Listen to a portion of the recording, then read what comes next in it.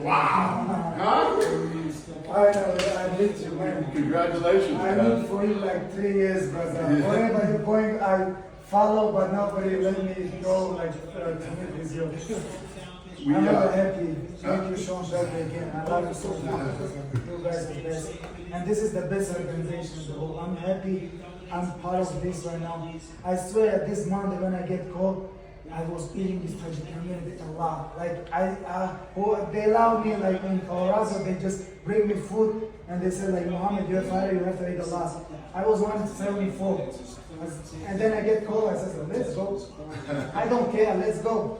I love it. Congratulations, man. So Really I think like I get 50 they're going crazy because you get down right now. It's really, you know, one day I want to bring you You're there. definitely getting 50 G's.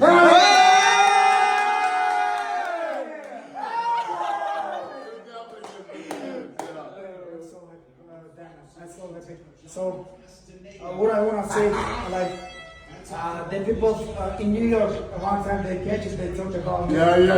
That's right. That's and right. also the people We were just in New York at in New York, in the park. In the park. Remember at the park? They were all smoking. Yeah. The Tajikis are real, bro. Trust me. They're real.